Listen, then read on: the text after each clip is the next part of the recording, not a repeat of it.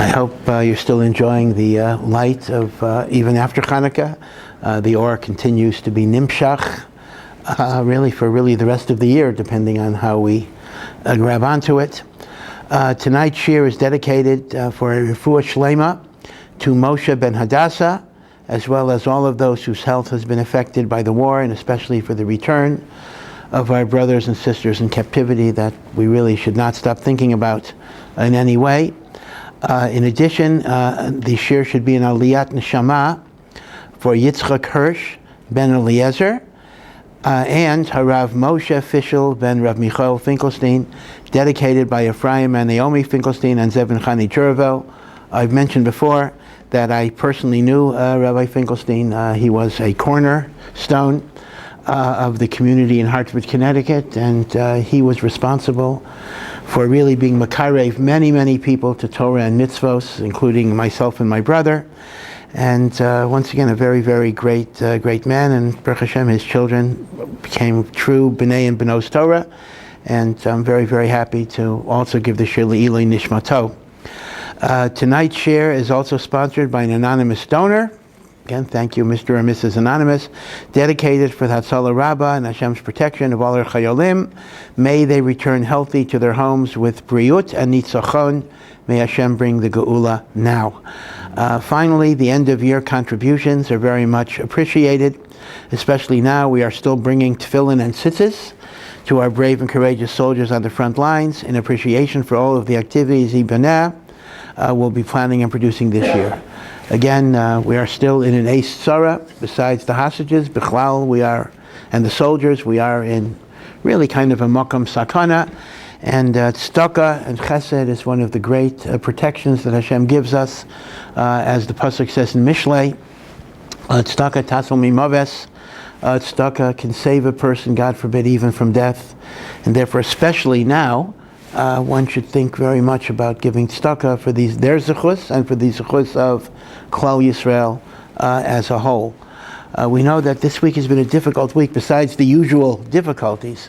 But the idea that some of our own people were killed by friendly fire, as it's called, and again, it's a tremendous tragedy. But once again, Hamas has infinite tricks up its sleeve, and there's no question that they orchestrated the release of hostages or the abandonment of hostages in the middle of a war zone, where it's impossible to differentiate between combatants and hostages. So these types of accidents happened, and Hamas obviously capitalizes on it to talk about Israeli brutalities and the like. So we're dealing not only with someone that's brutal, but someone who's very cunning in many ways, who will exploit every type of trick to make the Jewish people look bad and to disparage the war effort. So once again, there's an extra dimension of the Rachamei Shemayim that we need. In these parshios, of course, we are actually dealing with the single largest narrative, really, kind of the story of Mechiras Yosef, an amazing story. In this parsha, finally, Yosef gets reunited with his brothers and with his father. And there is, of course, something bittersweet in the whole narrative. On one hand, there were 22 years of separation from the time Yosef was 17 to the time Yosef is 39. 22 years of separation. And on the other hand, we have the joy of reunion.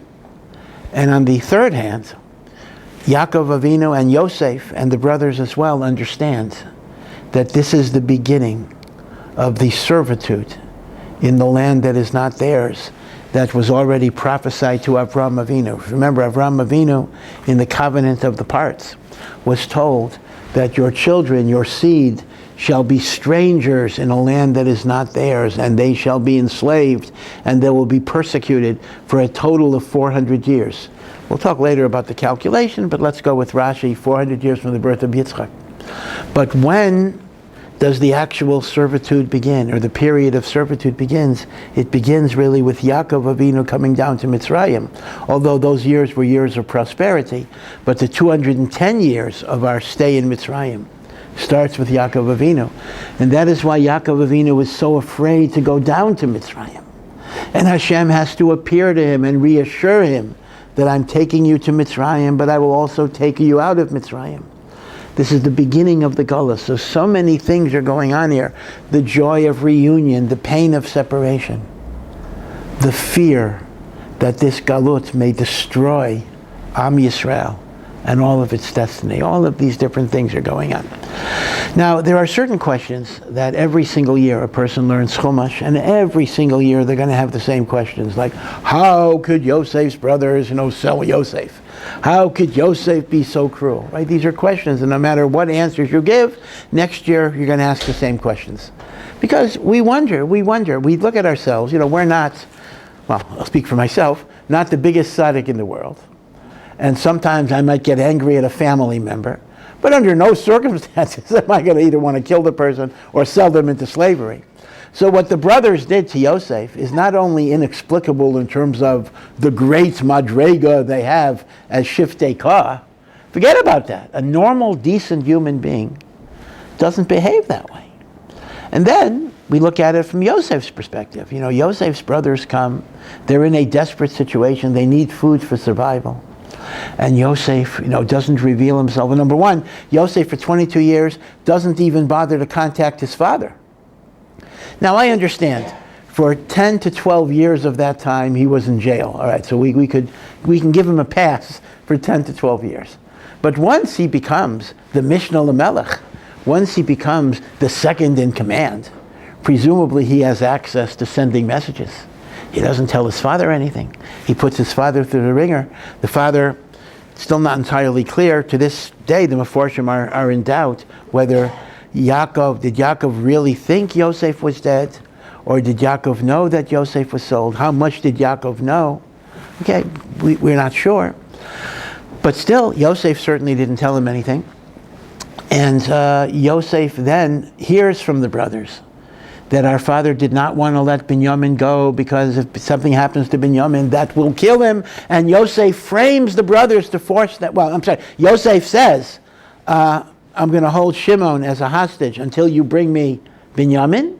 And when he brings Binyamin, Binyamin is framed with the cup. The very thing that Yosef heard from his brothers that would literally kill their father Yaakov, Yosef orchestrates. So there are so many problems in the whole story. Now one might say, well, Yosef is angry over the way he was treated. Well, that might be a human response, so to speak.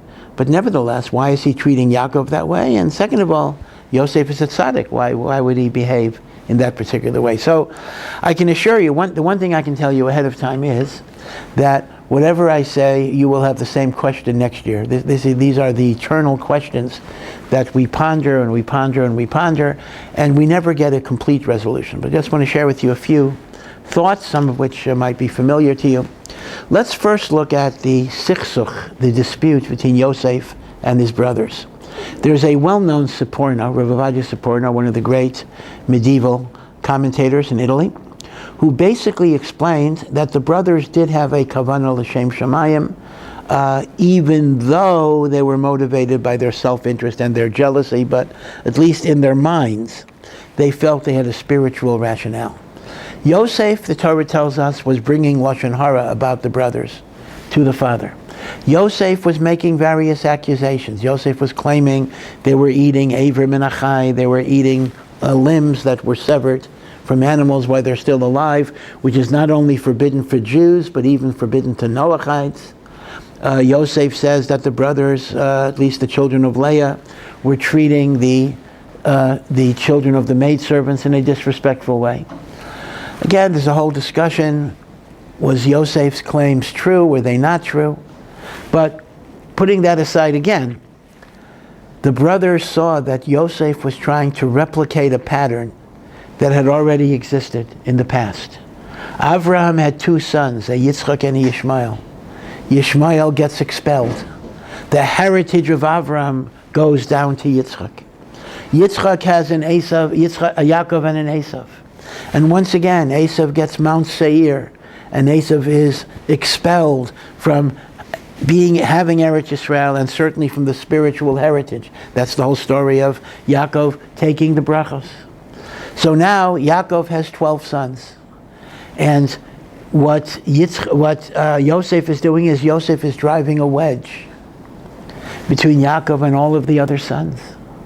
They think that Yosef is trying to orchestrate a separation of 11 of the tribes, even Binyamin l'chara, from that relationship. Binyamin didn't participate in the sale, but l'chara Yosef's lashon hara seems to include even Binyamin.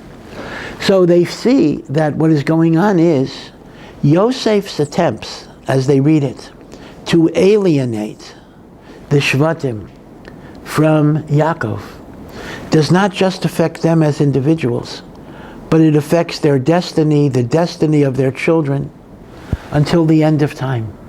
That they are going to be severed from the house of Yisrael, the house of Yaakov, and all of the heritage of Torah and Kedusha and Ruchnius, which is the mission of the Jewish people, shall be reposed only in Yosef.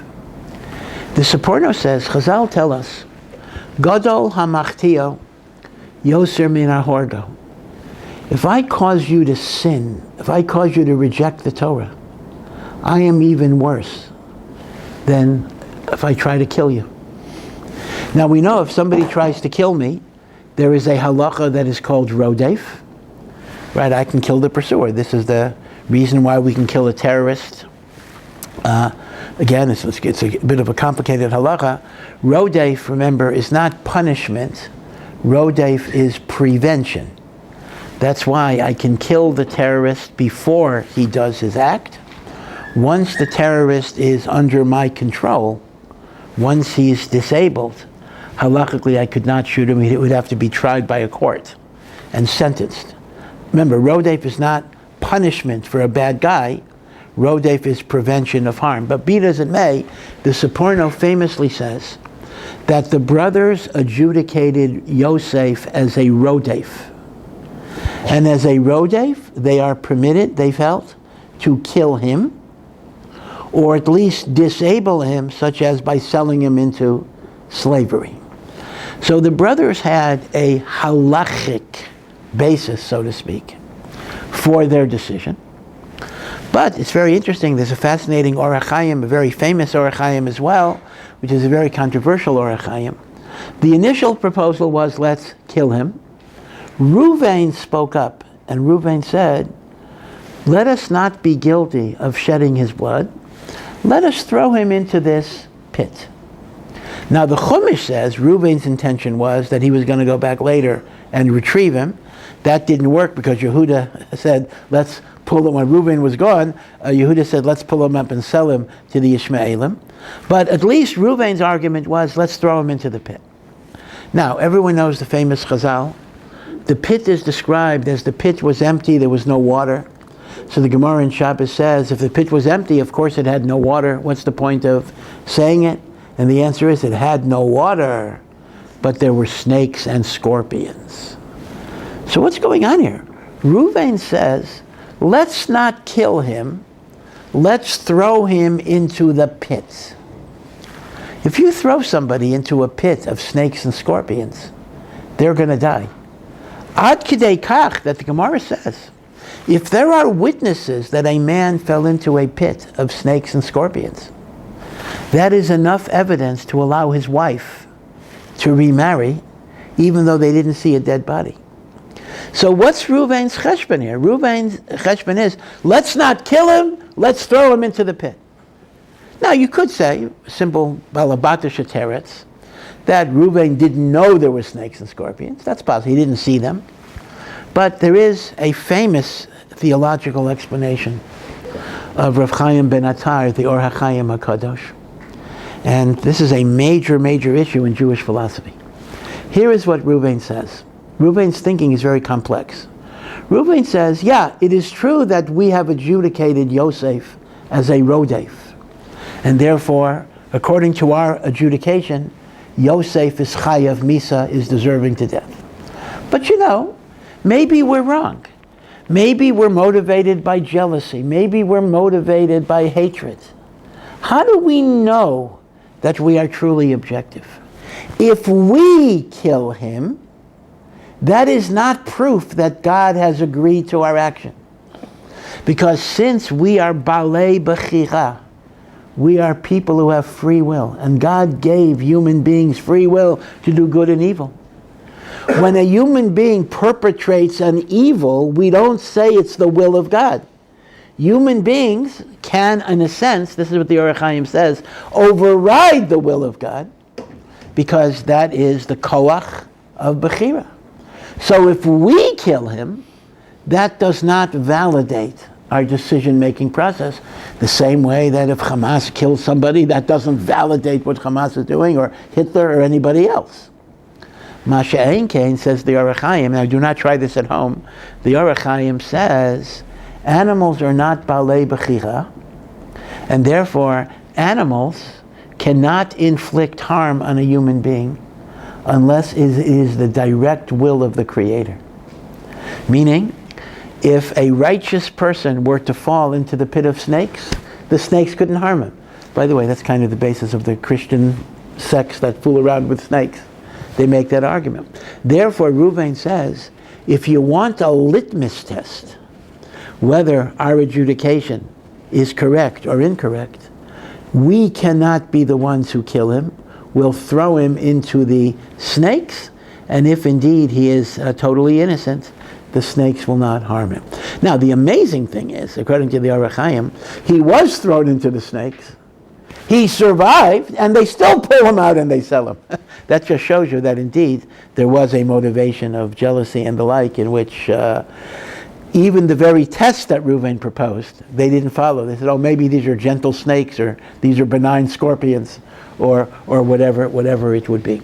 Now, this Or HaChaim, again, I don't want to get into a whole share on this, because this one can really spend not just one share, one could spend many, many hours on the idea of the Or HaChaim is actually offering a possible perspective on the age-old question of Moshe, of Eov, of Job, and that is, why do bad things happen to good people? Why does the God of mercy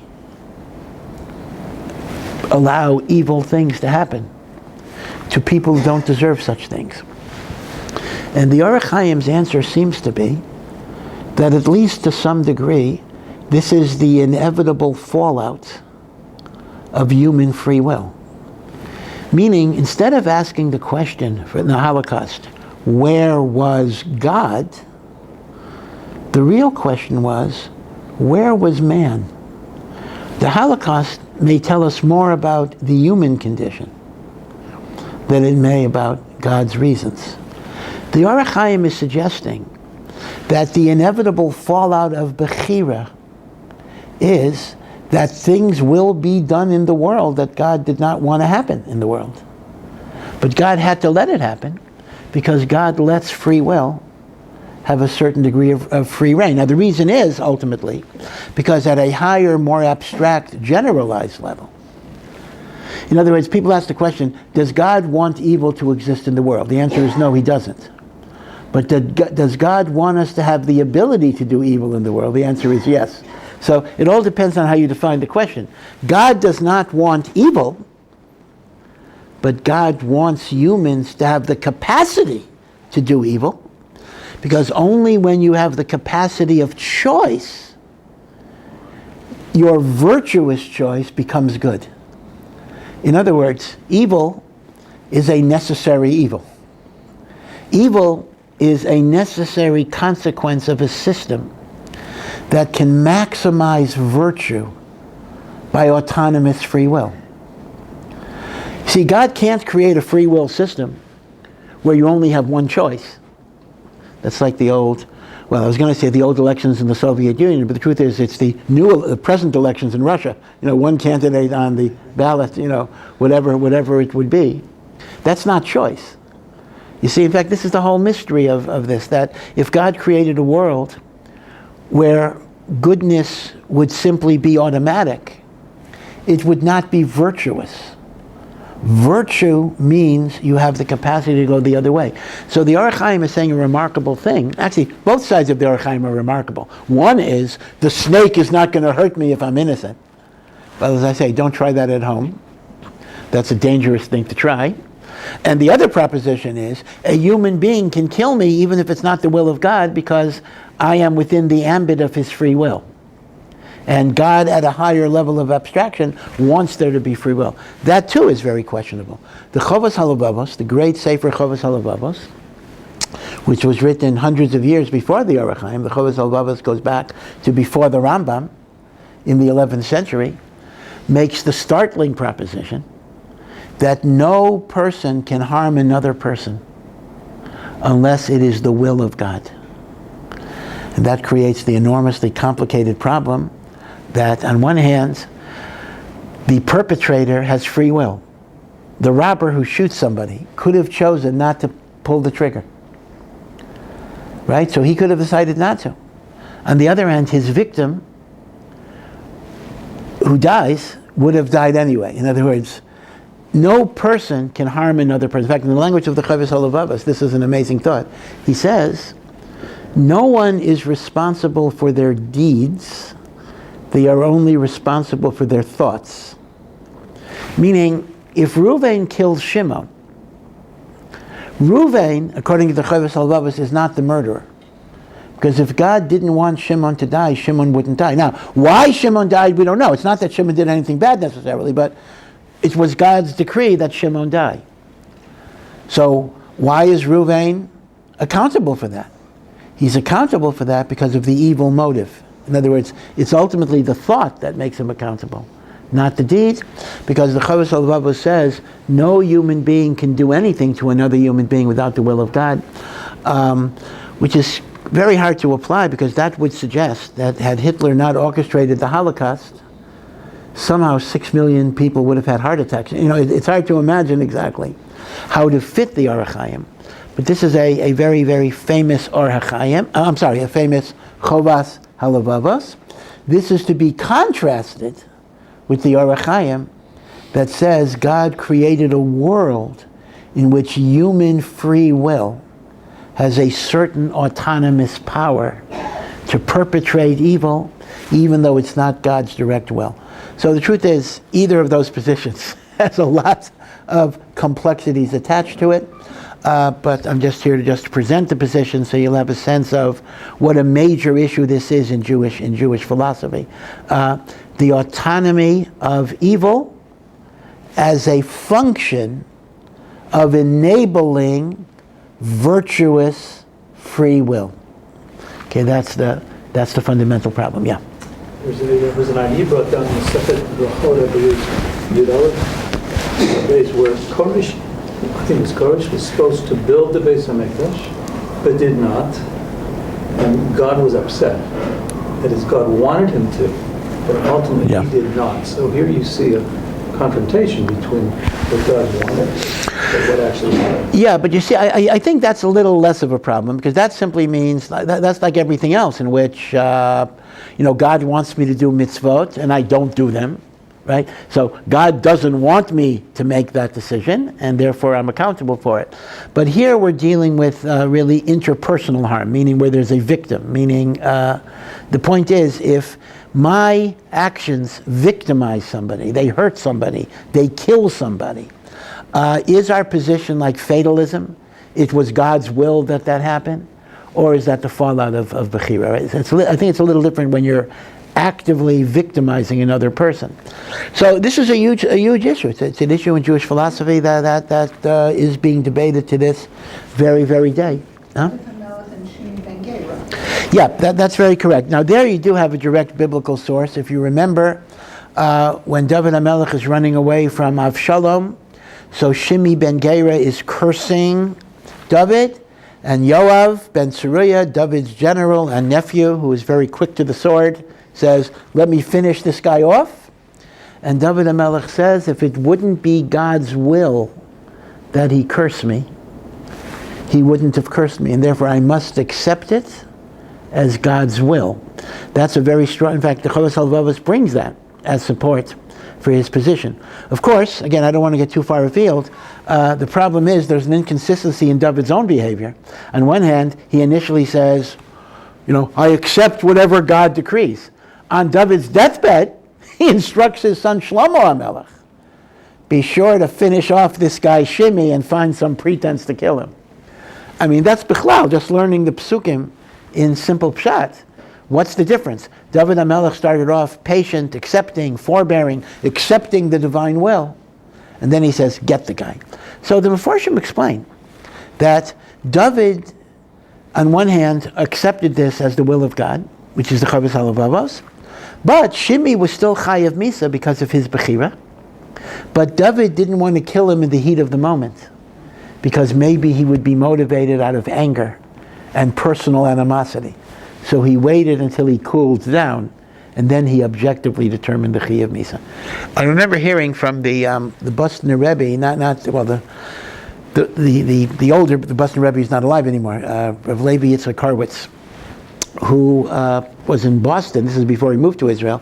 When I was in law school, he was in Boston, and I was zocheh to spend Shabbos with him. I mean, me and another 150 people, but Baruch Hashem, a very, very hospitable tzaddik. One interesting thing was that in his Hasidic tradition, you were not allowed to make Kiddush between 6 p.m. and 7 p.m.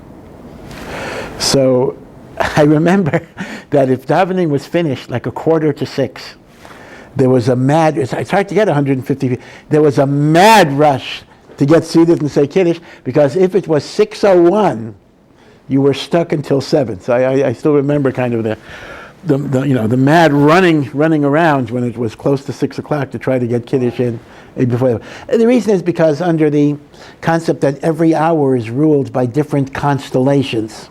So 6 to 7, the 6th hour after midday, is ruled by Mars, the constellation of Mars, the red planet. It was considered to be bad mazal to pray or to daven during that particular hour. So I do remember that mad rush. But the Boston Rebbe once said that his father, who was the first Boston Rebbe, I used to think Boston was like, must be some city in the Ukraine. No, Boston Rebbe means Boston, Massachusetts. That's what it was. That he said that his father used to hit him. There was corporal punishment, in those days. But he said his father always waited 24 hours after the offense. That if the child did something that was not proper, he would not hit him right away. He would wait, because he wanted to be sure that he is doing it because objectively this is good for the child, and not out of anger. Because the truth of the matter is, all of us might be guilty of this, but if we use our children to express our anger, that is actually a form of abuse. A child is not a punching bag. So Halacha recognizes the imperative of discipline. Yeah, I have to discipline my child. I have to give him guidelines. I have to give him boundaries. And at least in older systems of chinuch, maybe even some gentle corporal punishment. Again, today that's very discouraged, even among Gedolim and the like. But it has to be because that is best for the child. It can't just be that I'm upset. So the Rebbe would wait a while. His father would wait 24 hours. And I'm suggesting that David did the same cheshbon of waiting. Now, interestingly enough, I once told this story, and there was a child psychologist in the room, member of my show, and she said she didn't like it because kids don't have a memory. Younger kids don't remember what they did 24 hours ago. So all of a sudden, in the middle of nowhere, they get a clap. It says they're not going to connect it to the earlier story. So you can talk about that a little bit. Maybe 24 hours is too long, but certainly 5 minutes would make sense. Yeah. So it has overtones of Chachamim picking Shmuel HaKatan to write a tefillah against the Malshinim. Nobody else could do it without any anger. Right. Very, very good. This is the beautiful, famous vort from Rav Kook, that Shmuel HaKatan was able to compose the curse against the heretics because his motto was the verse in Mishlei, B'nafol oyevcha al tismach, do not personally revel in the downfall of your enemies. And therefore, he was not coming at it with anger, resentment, and hate. He was coming after a genuine need of the Jewish people to be freed. And I have to say that this is the Jewish attitude. I mean, on one hand, I'm getting far afield here. On one hand, we are not pacifists, right? We do understand that you have to wage war, and you have to sometimes kill the enemy. And habal hargacha hashkem v'hareg lo. Someone is coming to kill you, you have to kill them. We don't say turn the other cheek. Right now, we're grappling with the excruciating dilemma of balancing saving the hostages and pursuing the war. I mean, unfortunately, on some level, these are contradictory needs, but we got to try to do both to the best of our ability. On the other hand, to the credit of the IDF and the Jewish people, we don't rejoice, we don't revel in the destruction of even Palestinian life. And the fact that there are so many civilian casualties in Gaza, it may be absolutely necessary because of Hamas, but we're not rejoicing. I mean, unlike the other side that sings and dances, the more Jews that we kill, we have a lot of tsar even over their losses, not only our losses. And that goes back to HaKadosh Baruch Hu by the Kriyas Yamsuf, when Hashem said, hey, the Egyptians are drowning, and Hashem drowned them. Hashem didn't say, give them a pass. But he said, they're my people too. And this is not a time for joy. We do what has to be done. We do what we have to do. But we don't have to enjoy it. We shouldn't enjoy it. So you're correct. That was Rav Kook's point in the bracha of the Malshinim. Okay. So vis-a-vis the brothers, so at least we have some framework of explanation, the Seporno, the Or HaChaim, and the like. But now let's go to Yosef. Yosef's brothers come to him. They have not seen him for 22 years. He recognizes them. They don't recognize him. Again, Chazal give a very simple explanation. When he left them, they already had beards. Yosef at 17 didn't have a beard, so Yosef looks differently, right? So they don't recognize him, whatever it is. Why doesn't he reveal himself? Why doesn't he send a message to Yaakov? So here we have, once again, these are very well-known thoughts. Just to chazir them again, we have the great thesis of the Ramban. And the Ramban's thesis is that Yosef had two dreams at the very beginning of his career. I mean, those dreams got him in trouble back in Eretz Yisrael. One was the dream of the sheaves, the 11 sheaves bowing down to him. And the other was the dream of the sun and the moon and the kochavim. And these were dreams that indicated he would be a ruler over his brothers and to some degree even over his father and mother. Now, of course, his mother was not alive, but so that indicated part of the dream was not emes. On the other hand, his mother could be Bilhah, his adopted mother, so to speak, who was Rachel's maidservant, that after Rachel died, she raised him, whatever it would be. But the Ramban says, Yosef understood that these dreams are prophecies, as indeed they are. They are not just dreams. I can dream that I'm a king or whatever it is. That might just be some delusion of grandeur. Yosef understood that these are divine dreams. And as a result, he had a mission, the Ramban says, to carry out those dreams. He had a mission to make himself a melech. He couldn't just reveal himself to his brothers and say, hi, we're brothers, and everyone's going to hug and kiss and sit around. He had to make them subservient. He had to make them bow down to him. He had to make them acknowledge him as king. And the Ramban goes further. The Ramban says, and Binyamin had to be part of that too, because Binyamin is the 11th brother. He's the 12th brother, but there are 11, right? So he has to bring Binyamin down, because the dream is not complete until Binyamin comes down. Now listen to this. The Ramban says, but even that's not enough. He has to have Yaakov bow down to him. So the Ramban actually says, Yosef's initial plan was, by framing Binyamin, he would force Yaakov to come down and beg. Meaning, what happened was Yosef couldn't carry out the plan. Yosef broke down too early. Yosef's plan was that Yaakov would come begging for Binyamin's life. And that would have been the fulfillment of the Chalomot. And then everything could proceed in a good way. So this is the Ramban, and the Ramban's famous thesis is that all of Yosef's behavior is explained as his belief that he was obligated to ensure the fulfillment of his chalamot. And the Ramban actually says Yosef never fully fulfilled. Now it's true, the Chumash does say that when Yosef visits Yaakov before Yaakov's death, it says Yaakov bowed down to him. So there was some aspect of fulfillment, but he didn't bow down to him as a melech. This after all was his son. The Ramban says Yosef intended that Yaakov bow down to him as a melech or a mishnah melech. This is what the Ramban says. A Barbanel. He was able to sublimate his feelings in all other areas, but here he failed. Did he bring an explanation? Well, no, he doesn't. He just says at some points emotions can overpower everybody.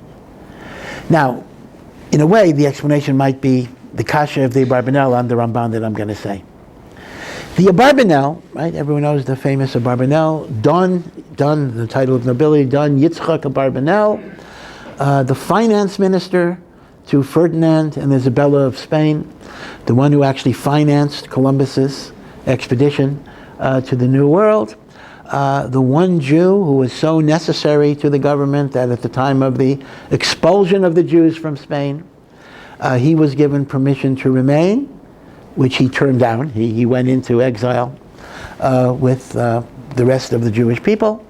But in addition, he wrote voluminous commentaries on Chumash, Nach, Nevi'im, and the book of Daniel. He was very, very interested in messianic speculation. He actually wrote 3 commentaries on Sefer Daniel, which deals with calculations of Mashiach. He also wrote a parish on Moreh Nevuchim, and a very long parish on the Haggadah, and on Pirkei Avos. A very, very prolific writer. He has a very interesting style, just to digress for a moment. Whenever he approaches any type of unit, perek or whatever, he will give you many, many, many questions. He'll give you like 50 questions. And after he gives you all the questions, he then gives you explanations. He summarizes other meforshim, and then he gives you his explanation. So they tell a joke about the person who became a heretic because he used to read a Barbanel after eating cholent Shabbos lunch. So he would sit in his easy chair and he'd read like 50 questions on the Parsha, and then he'd fall asleep before he got to the answer. So he says, I can't believe in the Torah, there's so many contradictions, so many problems, so it's a little risky to have too many questions before you give answers. But it's really a chaval, because the Abarbanel is so long, we sometimes are discouraged from learning it, but there's tremendous insights. So I see in English now there are different abridgments or adaptations of Abarbanel to try to make his insights available in an easier fashion. But be it as it may, the Abarbanel discusses Mechiras Yosef and discusses Yosef's behavior, and the Abarbanel brings the Ramban, as he normally does, and he questions the Ramban. He says he doesn't understand this Ramban. You have a dream, and you believe the dream is God's prophecy. But a prophecy is not the same as a command. God didn't command Yosef, thou shalt be king. God tells Yosef, you're going to be a king. But the ends don't justify the means. Yosef does not have a heter to hurt his father, to hurt his brothers, to take vengeance, to frame Binyamin, who's an innocent person. Meaning, there's a problem with the Ramban's thesis that a dream, even when it is prophetic, is not a commandment. It is simply God telling you the unfolding of the future. But you still have an obligation to make virtuous, good choices. Yosef doesn't have the right to manipulate reality to achieve that dream. Hashem will cause it to be achieved one way or the other, if it is intended to be. So because of this, the Abarbanel gives another alternative interpretation, that Yosef's behavior was not so much to ensure the fulfillment of his dream, but was to ensure that his brothers have done tshuva. And that is, the brothers sold him because of jealousy. And the origin of the jealousy, yes, the dreams may have been the straw that broke the camel's back, true, but the origin of the jealousy is essentially the rivalry that existed between Rachel and Leah. Because Rachel was Yaakov's favorite wife, the most beloved wife, although Rachel is no longer alive. And essentially the brothers know that Yaakov favors Yosef, and Binyamin is very young, as the favorite. And therefore they were motivated out of a jealousy that the Bnei Leah and the Shvachos had for the Bnei Rachel. Now, Yosef needs to know, have his brothers repented? Have they overcome their hatred? So here's the thing. There's only one child of Rachel that the brothers are aware of, and that's Binyamin. He wants to bring Binyamin down. He wants to trump up a charge against Binyamin. He wants Binyamin to be taken, as he wants to take Binyamin in prison. He then wants to see how the brothers are going to respond. If they're still consumed by jealousy and rivalry, they might even think, good riddance. So now the last vestige of Ben Rachel is out of the picture. And we'll tell Yaakov, what can we do? We're kind of stuck.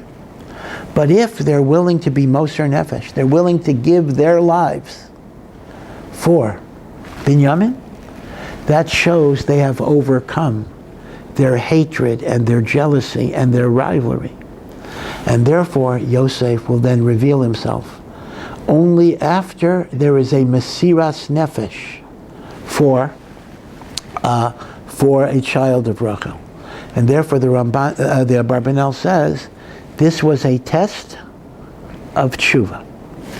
So now I just want to add something to the Abarbanel, because l'chaira, one might ask the same question the Abarbanel asks on the Ramban. Perhaps we can ask on the Abarbanel.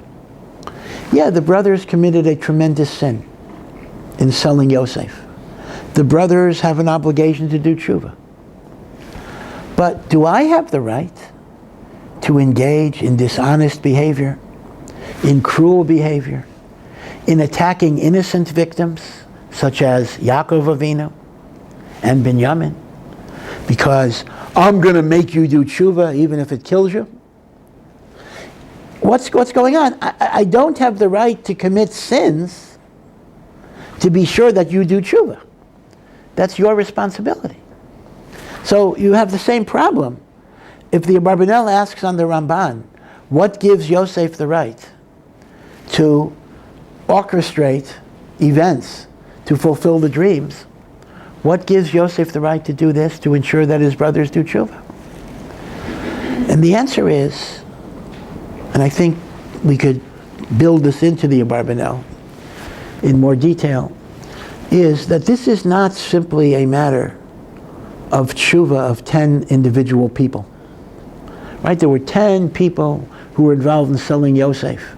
They got to do tshuva.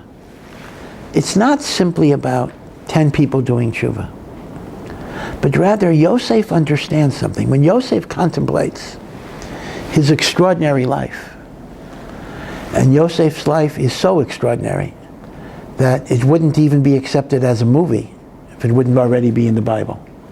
It is so unlikely. A 17-year-old, a teenager, gets sold into slavery by his own brothers.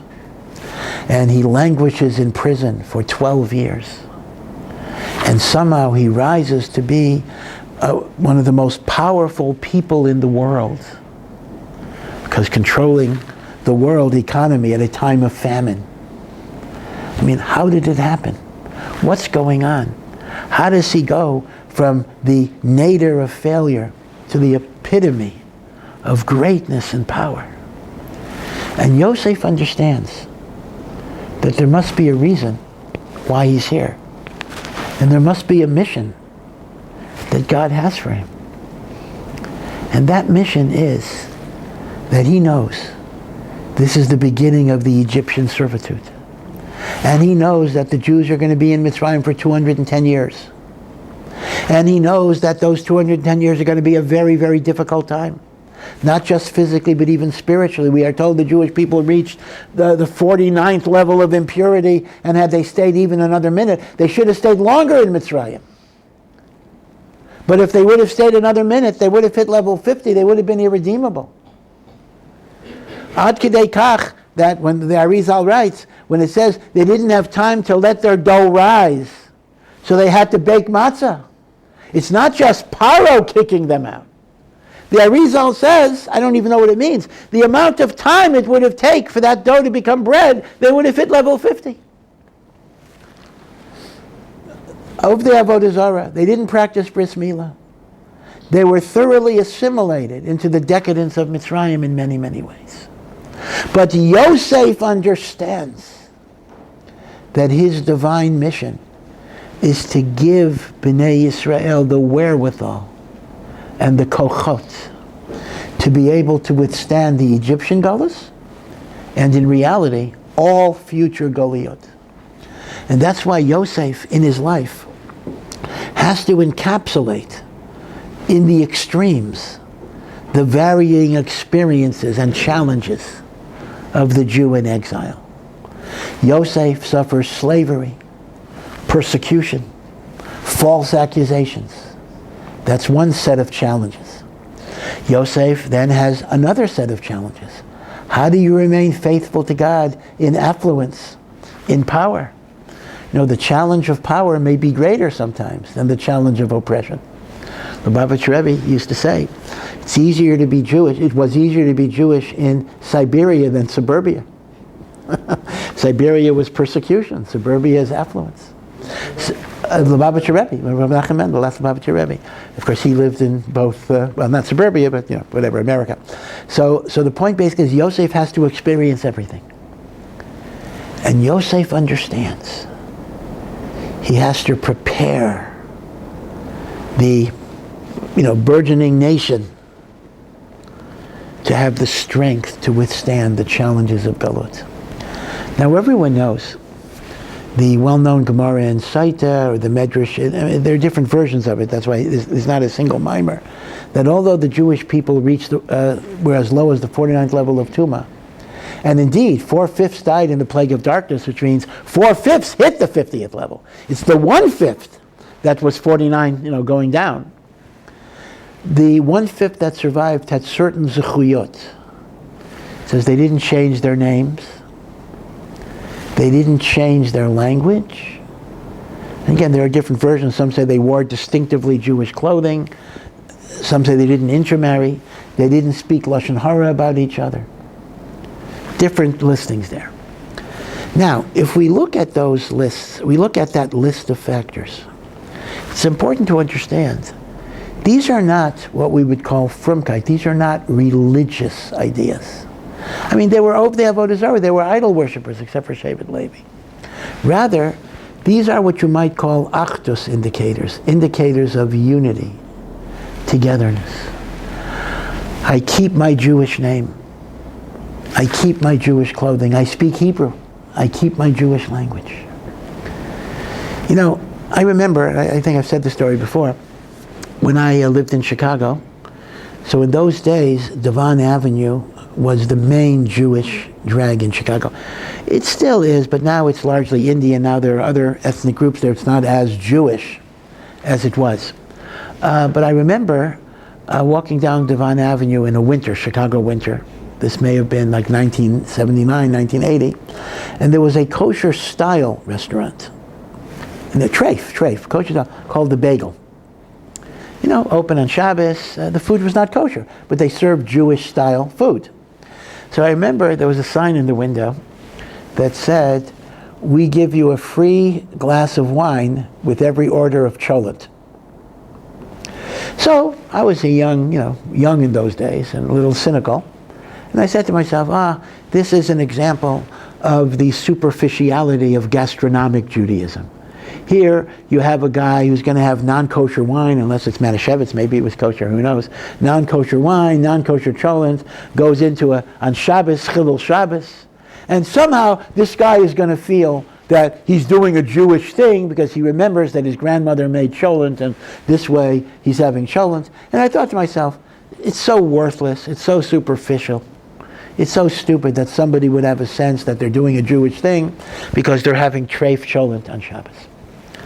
But as I get older, hopefully wiser, that I can't promise, but at least older, I think to myself that, this is exactly what got the Jews out of Mitzrayim.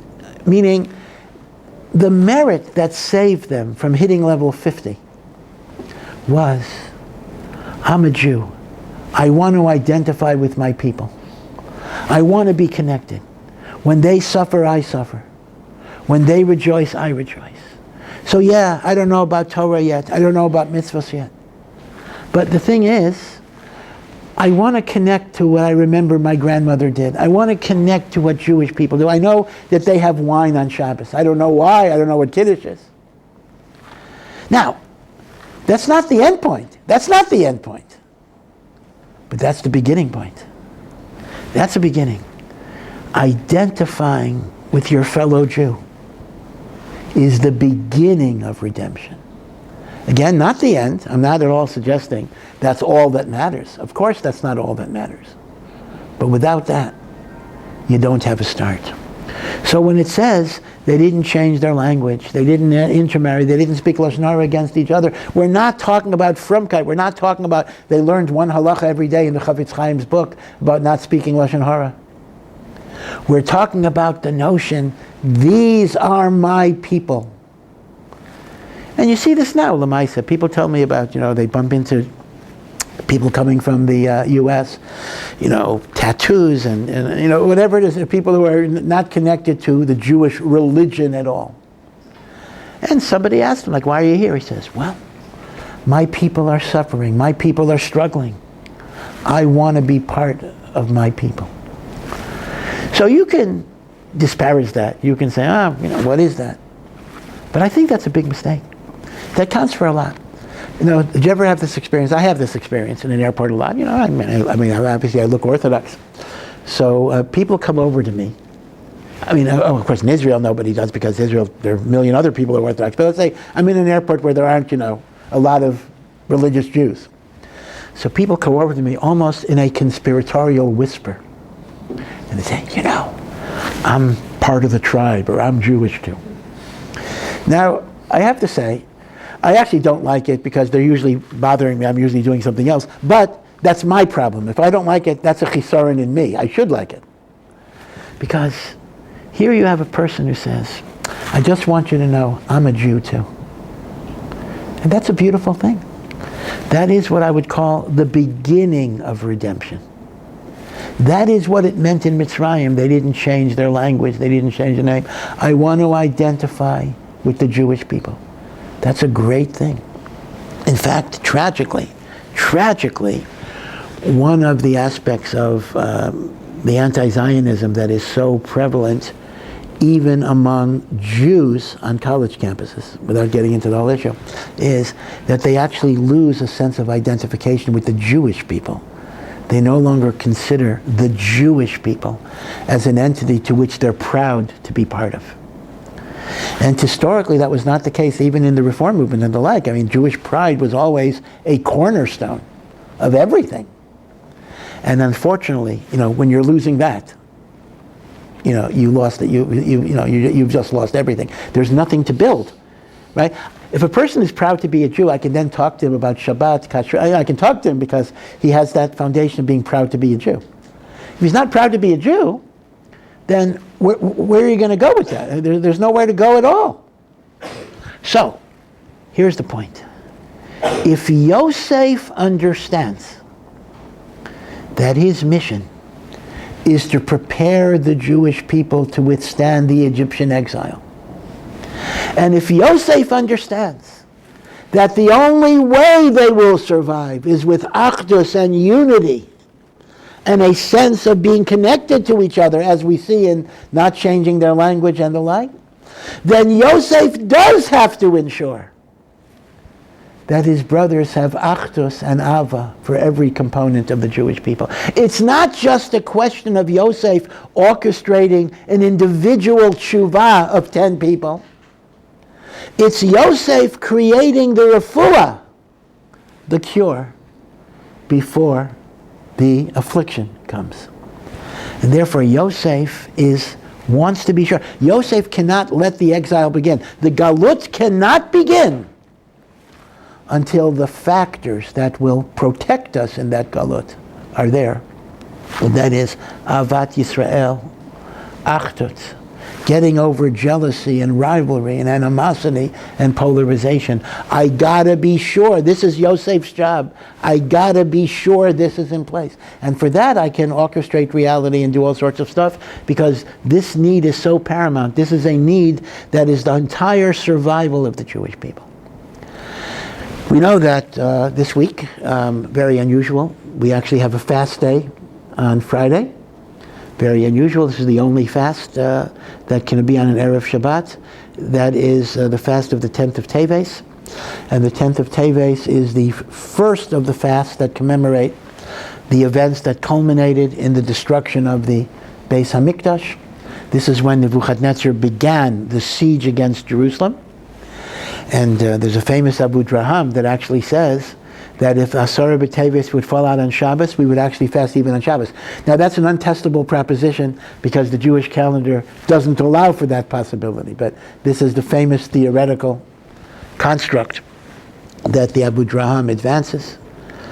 And the Rambam writes that when we fast over the destruction of the temple, we're not, whether it's the 9th of Av, the 17th of Tammuz, whatever fast day it is, we're not just mourning the past, but we're trying to make a spiritual accounting of why there was a Churban. And what can I do to rebuild the Beis HaMikdash? And certainly one of the things we think about is the famous statement in Chazal that the second temple was destroyed because of Sinat Chinam, because of the hatred and polarization that exists among the Jewish people. So especially on a fast day, I mean, really all the time, but especially on a fast day, and of course, especially during this time of travail, we should think about building bridges. We should think about the pride of being a Jew and the fact that anyone who wants to identify as a Jew is worthy of respect and worthy of appreciation. And by building those bridges, we rectify what caused the Churban, and we will be Zocha to Geulá. Now, I have to say, and I've said this a number of times already, that if there's any silver lining to all of the adversity and challenge that we're going through, it is the fact that the Achdut in Am Yisrael is much, much stronger than it was. People don't even remember anymore. Before October 7, which wasn't so long ago, the country was being torn apart by every type of fight, every type of dispute, judicial reform, Haredim in the army, a million things. I mean, you couldn't tell. There was always a demonstration. The buses were always being blocked. Sometimes, but there were so many different causes. It was hard to even keep track. But more than that, it wasn't just, demonstrations. People were seriously talking about the end of democracy in the state of Israel. The end. People were talking about withdrawing their money from the Israeli economy. People in the Miluim, reservists, were saying they were not going to report to military duty in protest. Things were falling apart in a very, very bad way. Religious, secular, within secular. There was no longer, even political discourse. Everything was ad hominem, filled with hatred and attacks. Then comes the pogrom, I'll call it, of October 7, of Simchas Torah.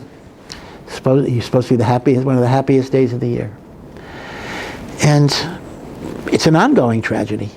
We still have the hostages, the Chayalim are still under attack. But the one thing that has happened is people have come together.